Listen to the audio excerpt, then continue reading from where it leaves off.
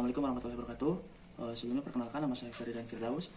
Di sini saya akan menjelaskan penelitian saya yang berjudul Analisis Objektivitas Konten Kemanusiaan dalam Perspektif Ekonomi Sosial pada channel YouTube Pratiwi Novianti. Pada penelitian ini, peneliti mengambil fokus mengidentifikasi objektivitas konten video pada media sosial YouTube yang berkaitan dengan misi kemanusiaan. Penelitian ini menggunakan metode analisis isi kuantitatif, dan dalam mengukur objektivitas, peneliti menggunakan konsep objektivitas Westerthal. Konsep objektivitas Westerthal tersebut terdiri dari 2 dimensi, 4 subdimensi, dan diturunkan menjadi 10 indikator. Akhir-akhir ini banyak sekali channel YouTube yang mengambil tema sosial eksperimen yang mengangkat masalah kesenjangan sosial dan ekonomi sebagai komoditinya. Dengan demikian, peneliti merasa tertarik untuk menganalisis konten video YouTube pada channel Pratiwi Novianti, di mana di dalam konten-konten video tersebut dapat disaksikan bahwa kesenjangan sosial dan ekonomi selalu menjadi faktor masalah. Rumusan masalah.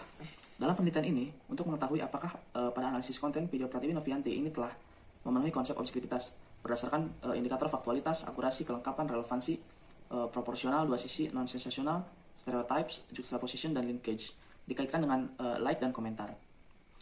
Kemudian tujuan penelitian.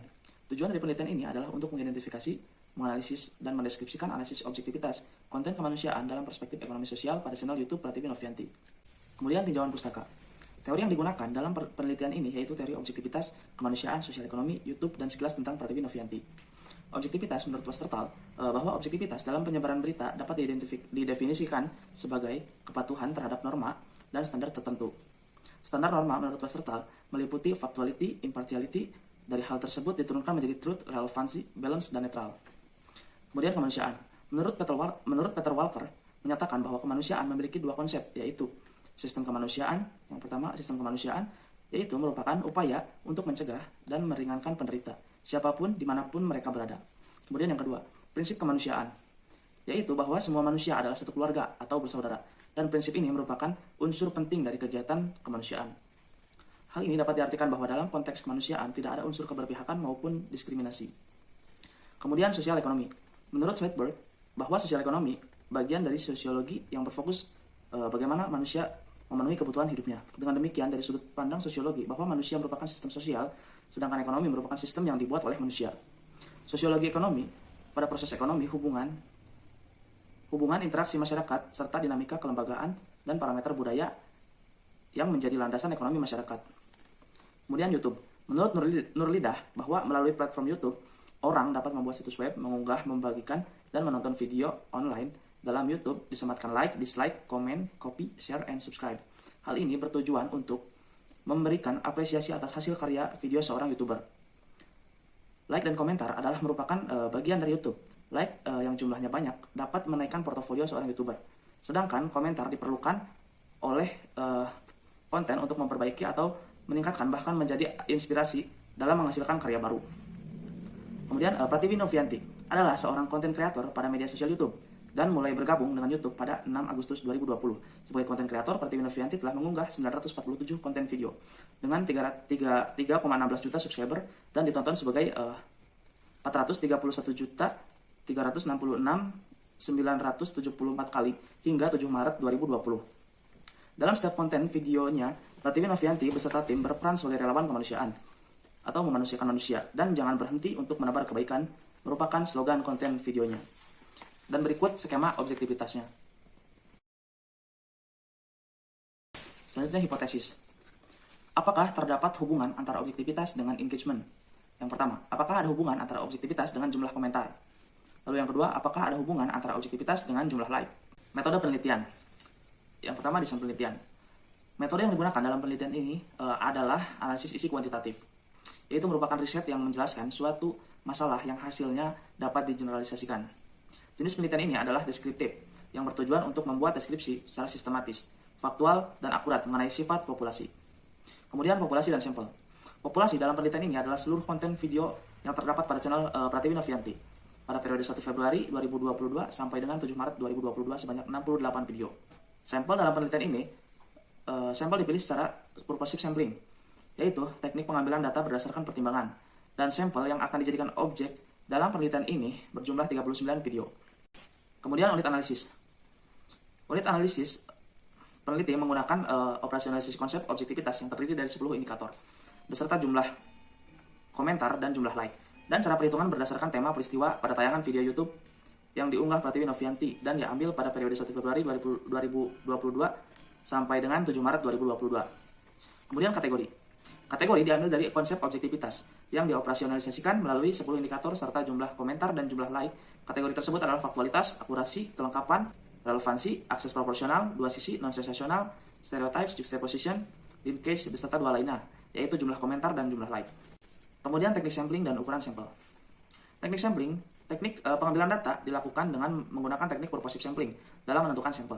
Purposive sampling merupakan jenis pengambilan sampel pada suatu unit dengan berurutan, seperti postingan dan juga komentar pada periode tertentu. Data primer dari penelitian ini diambil dari akun YouTube Pratiwi Novianti dengan jumlah 39 konten video, dan untuk data sekunder diambil melalui penelusuran literatur penelitian terdahulu. Ukuran sampel. Dalam pengukuran sampel, peneliti menggunakan purposive sampling dengan berdasarkan pertimbangan, yaitu dengan mengambil ciri-ciri khusus yang sesuai dengan tujuan penelitian. Dalam hal ini, peneliti mengambil 39 video pertanggal 7 Maret dan 38 video sebelumnya. Kemudian uji validitas dan reliabilitas. Dalam penelitian ini menggunakan validitas konstruk, yaitu melihat apakah alat ukur disusun dari suatu kerangka teori tertentu. Menurut Nendorf, menyatakan bahwa alat ukur disebut mempunyai validitas konstruk jika alat ukur tidak asal diukur, tetapi disusun berdasarkan suatu teori yang telah teruji. Kemudian uji reliabilitas. Uji reliabilitas pada penelitian ini dengan menggunakan formula Holsti untuk menguji reliabilitas antar coder sehingga menghasilkan temuan yang sama. Dalam formula Holsti, angka reliabilitas minimum yang ditoleransi adalah 0,7 atau 70%. Dengan demikian, bila masing-masing kategori di atas 0,7 atau 70%, maka kategori tersebut dapat ditampilkan dalam laporan. Dalam uji reliabilitas ini, selaku coder 1 adalah peneliti sendiri atau C1. Sedangkan untuk coder 2, peneliti meminta bantuan rekan mahasiswa fisik UIN, yaitu Eko Cahyono, atau C2. Untuk mendapatkan hasil dari uji reliabilitas, peneliti menggunakan langkah-langkah sebagai berikut. Yang pertama, memberikan arahan dan penjelasan mengenai unit analisis dan kategori yang telah disusun oleh peneliti. Lalu yang kedua coder melakukan pengukuran 50% dari sampel, yaitu masing-masing 18 konten video. Masing-masing hasil pengukuran, coder 1 dan coder 2 dihitung menggunakan formula Holsti. Tabel hasil uji reliabilitas. Berikut tampilan sebagian tabel uji reliabilitas beserta perhitungannya. Hasil perhitungan dengan menggunakan rumus reliabilitas coder formula Holsti menunjukkan kesepakatan hubungan antar pengcoding atau coder untuk pemilihan konten video sebesar 90%, berdasarkan penafsiran bahwa untuk pemilihan sampel yang disetujui memiliki korelasi yang cukup. Dan berikut presentasi of agreement-nya. Dengan demikian, secara keseluruhan, hasil uji reliabilitas ini reliable dan memiliki tingkat objektivitas yang cukup tinggi, meskipun terdapat dua indikator yaitu non-sensasional dan linkage yang memiliki persentase 72%. Namun, secara keseluruhan, hampir sempurna dan penelitian ini dapat dilanjutkan. Kemudian point biserial correlation. Dari tabel coding sheet dapat dilakukan uji korelasi dengan menggunakan metode uji point biserial correlation menggunakan aplikasi SPSS dengan hasil sebagai berikut. Yang pertama, korelasi antara indikator dengan jumlah komentar dan jumlah like dengan melihat nilai percent correlation dengan pedoman 0,00 sampai dengan 0,199 tidak ada korelasi. 0,20 sampai dengan 0,399 korelasi rendah. 0,40 sampai dengan 0,599 korelasi sedang. 0,60 sampai dengan 0,799 sama dengan korelasi kuat. 0,80 sampai dengan 1,000 sampai dengan korelasinya sempurna. Kemudian yang kedua, derajat korelasi antara indikator dengan jumlah komentar dan like dengan melihat nilai signifikansi dengan pedoman sebagai berikut. Kurang dari 0,05 maka berkorelasi, lebih dari 0,05 maka tidak berkorelasi. Lalu yang ketiga, korelasi antara jumlah komentar dan jumlah like dengan menggunakan nilai percent correlation dan nilai signifikansi.